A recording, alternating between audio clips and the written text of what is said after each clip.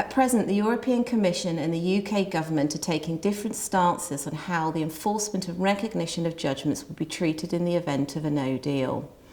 The UK Government has stated its intention to continue to enforce judgments given in other EU states where proceedings were initiated before the withdrawal date. On the 18th of January, however, the European Commission published a notice stating that in the event of a no-deal Brexit, the EU rules governing the recognition and enforceability of judgments will cease to apply.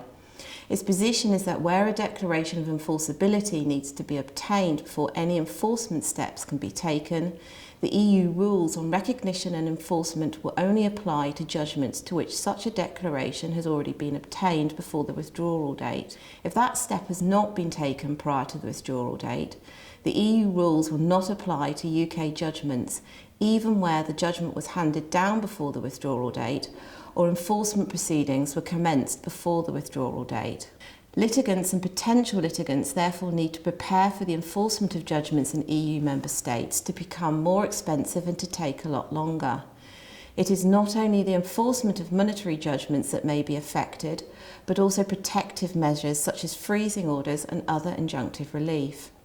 The key message therefore for businesses is to seek advice prior to taking enforcement action, to not delay in starting enforcement action on current judgments,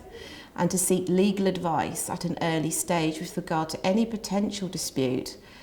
and to obtain expert advice on the best course of action to take and the early dispute resolution opportunities that might be available and might be more cost effective and time effective means of resolving the dispute altogether. They should also consider jurisdiction and choice of court clauses when entering into new contracts.